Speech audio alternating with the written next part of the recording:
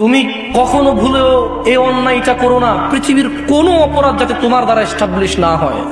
তুমি চলে যাবে, এই অপরাধ যতদিন থাকবে তোমার গুনাহ হবে। মনে রাখবে, মানুষ যা করেছো করেছো, অপরাধীকে সহযোগিতা করো না। মানুষ, তুমি আমার কথা ভুলভাবে নিও না, আমি মন থেকে তোমাকে বলছি, তুমি যা করেছো, তুমি আর তোমার রবের মধ্যে এই পুরো পৃথিবীর মানুষ কেউ আসতে পারবে না। তোমার রব আর তুমি। তিনি চাইলে তোমাকে জান্নাতুল ফেরদাউস দিতে পারে, চাইলে তোমাকে জাহান্নাম দিতে পারে, কিন্তু তুমি আর তোমার রবের মধ্যে ওখানে কেউ নেই। বেতুয়ার মানুষ শোনো, রব বলছে তোমরা দ্রুত গতিতে চলে তোমাদের রবের দিকে আসো, তোমাদের রবের ক্ষমার দিকে আসো এবং জান্নাতের দিকে আসো, যার বিস্তৃতি আসমান এবং জমিনের মতো। বেতুয়ার মানুষ, রব তোমাকে ডাকছে, যাবে, রবের দিকে যাবে। যেমনটা একজন নবী বলেছিল, ইন্নী যাহিবু ইলা রাব্বি সায়াহদিন, ইন্নী যাহিবু ইলা রাব্বি। একজন নবী বলেছিল, আমি যাচ্ছি আমার রবের দিকে, সায়াহদিন, তিনি আমাকে হিদায়াত দিবে। তুমি কি রবের দিকে যাবে? তাহলে শোনো, রব তোমাকে ডাকছে রবের ক্ষমার জান্নাতের দিকে, যার প্রশস্ততা আসমান ও জমিনের মতো। উইদ্দাত লিল মুত্তাকিন, যা রব আল্লাহ ভীরু, যারা আল্লাহকে ভয় পায় তাদের জন্য রেখেছে। ঈমান আন, ভালো কাজ কর। তোমার বয়স তো 70 হয়ে গেছে, 35 হয়ে গেছে, 40 হয়ে গেছে। ডেলি একটা মেয়ের সাথে শুইছি, ডেলি 2 লিটার মদ খাইছি। এ আল্লাহ, ফিরে আসলে হবে? আল্লাহ বলছে, আরে শোন, যদি তুই ফিরে আসস, ঈমান আনস, ভালো কাজ করস, এগুলো তোর গুনাহ পৃথিবী সমান। ফাউলাইকা ইউবাদদিল, আল্লাহ তোর গুনাহ এগুলাকে মাপ তো করবে।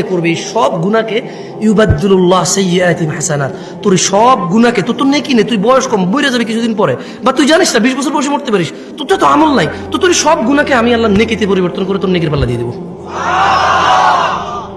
আল্লাহ, এটা কোনো হাদিস না যে আপনি জাল বলবেন, এটা কোনো হাদিস না আপনি দয়ীফ বলবেন, এটা কোনো হাদিস না আপনি তর্ক বিতর্কে লেগে যাবেন।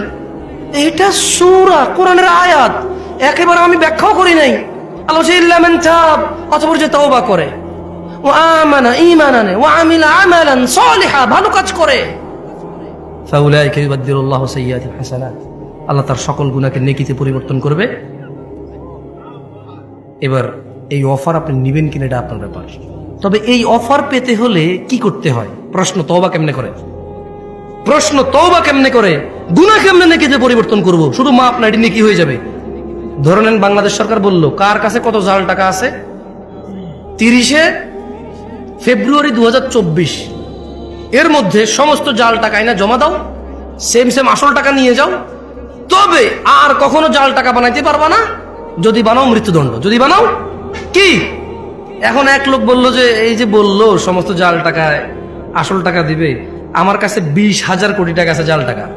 ধরেন গভর্নমেন্ট বললো যে ডাজেন্ট ম্যাটার, যত আছে 20,000, 50,000, 1 লাখ কোটি টাকা থাক, ডাজেন্ট ম্যাটার, তবে আজকে এখানে জমা দিতে হবে।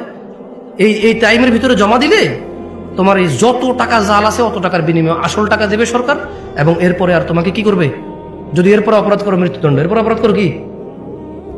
এখন বললো যে 50,000 কোটি টাকা, কেউ কি মিস করবে এটা? আল্লাহ এরকমই বলতেছে যে যত অপরাধ আছে, শর্ত হচ্ছে বেঁচে থাকা অবস্থায় মাপ চাইতে হবে। কখন? শর্ত কি? কেউ কি বলতে পারেন কে কতদিন বাঁচবেন? আমি পারি না। ভাই, আপনি বলতে পারেন কতদিন বাঁচবেন? তুমি? আরে কি করে, ডিজিটাল দেশে কেউ জানে না কবে মরবে। আফসোস, তো কি শিখলা? বুদ্ধি কি তেলে তোমার? তুমি এত বিচক্ষণ মানুষ, কবে মরবে না একটু পরে সম্ভব হতে পারে, একটু পরেই হয়ে যেতে পারে, এখানে বসা অবস্থায় হতে পারে, এই বক্তা এখানে দাঁড়ানো অবস্থা হইতে পারে, এই শ্রোতা এখানে বসা অবস্থা হইতে পারে মৃত্যু। তো এই যে সমস্ত গুনাহকে নেকিতে পরিবর্তন করার একটা শর্ত আছে, কি?